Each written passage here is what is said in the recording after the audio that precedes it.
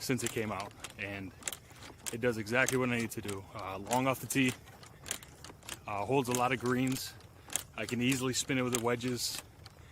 Performs very well. Okay. When the new ball came out, the Vero X1, I was skeptical because they say it's longer off the tee, but usually that means it's a harder cover. Well, it's not a harder cover. It's just as spinny as the Elixir, but it just pounces off the face. It is amazing. So I highly recommend it if you're looking for an extra couple yards off the tee and still want that same spin number that you get in your wedges and your irons and everything else. It is an awesome ball. Team Encore. See that? Got me for life. For more information, their website is www.encoregolf.com. And be more with Encore.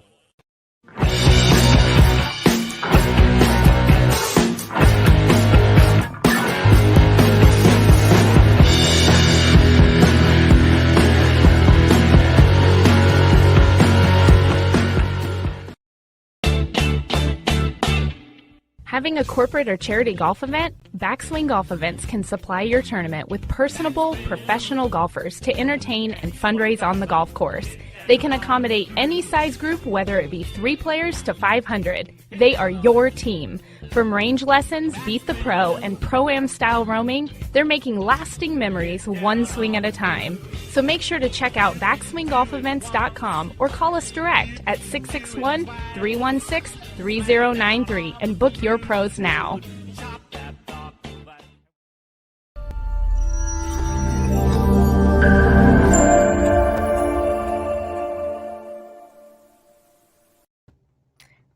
Well, hello everyone, and welcome to another fantastic week here on Big's Golf Talk. Thanks for tuning in to On Par with Amanda.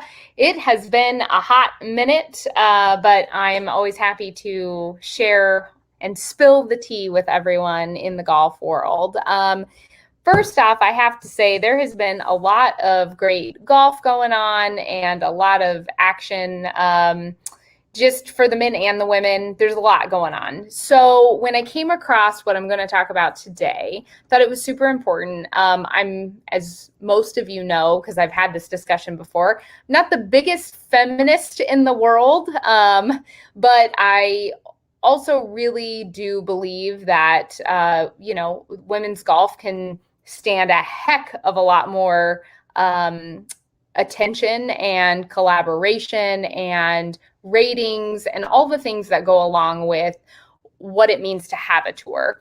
And sometimes the women's tours, they kind of are in the shadow. We live in the shadow, and it's not just the fault of the PGA that makes the LPGA that way. It's not just the fault that the LPGA isn't pushing hard enough. It's just a combination of things. There's certain reasons. I've shared my reasons in the past.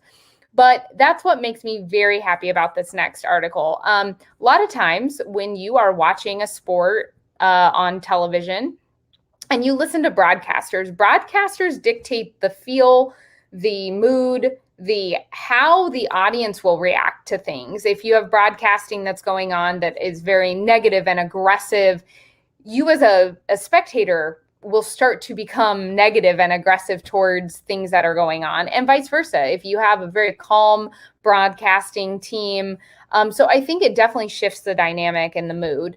With that said, the ShopRite LPGA event happens every year. Because of COVID, it's been postponed and rescheduled, so it will happen this October. And normally I'm at this great event, but this year I will not be. They are choosing to have, for the first time in history, a full female broadcasting team for NBC to do the coverage here. Now, before I dive into details, this is what I want to say about this. Whenever you're watching, because whatever you're watching dictates how you might react to something, even though golf is golf, whether you're female, male, whatever you are, it's golf. But from the women's tour to the men's tour, there is a big difference in our games, our approach to the game, how we handle situations. pressure and non-pressure situations. So by having broadcasting done by a group that is familiar with being in the same position, game changer.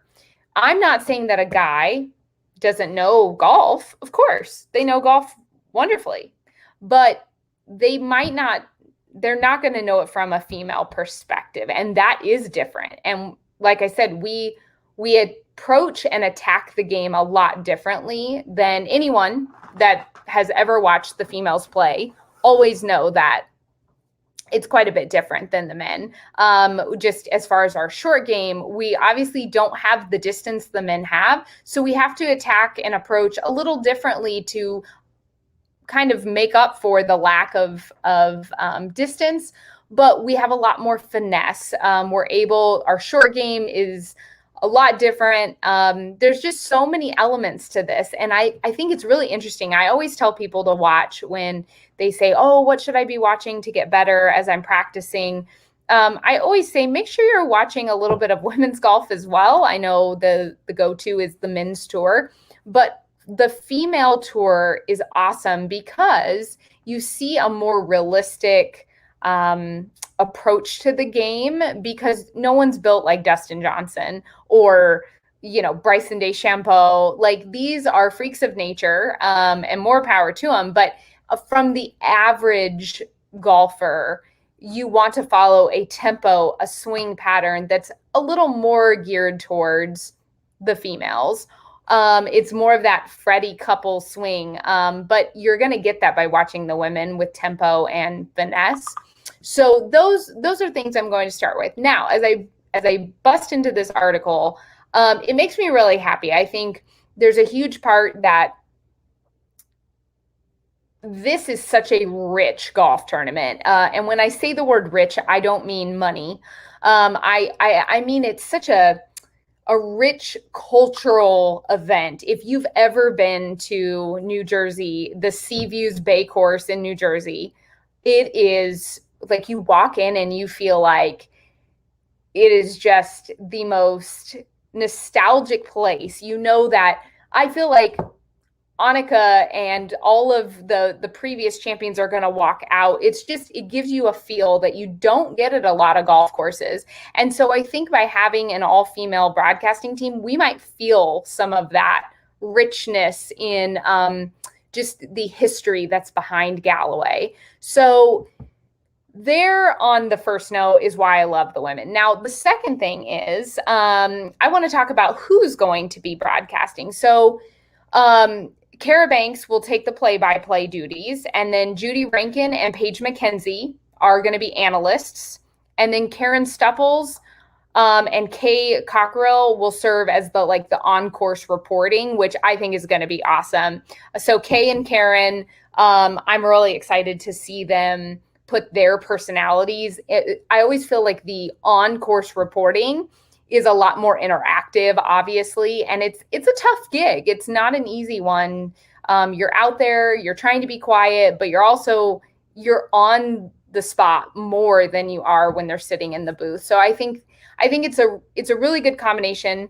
Beth Hutter, she has produced LPGA coverage for more than 15 years, and she will call all the shots behind the scenes, which I think is awesome. So all the way around, from on camera to behind the camera, it's female. And they're putting together just this really awesome group of accomplished women.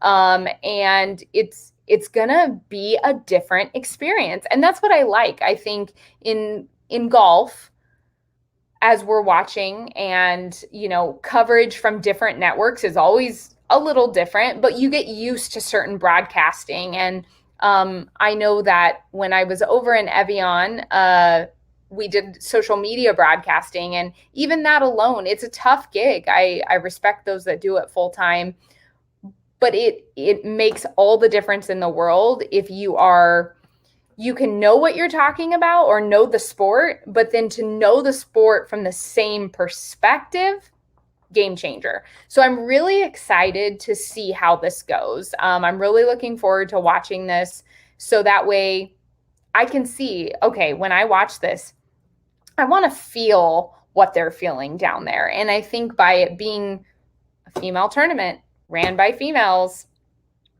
on the broadcasting side, we're going to get to feel that, and we're going to get to see a little bit more inside depth from a different viewpoint, which is huge. We are very complex creatures, as everyone knows.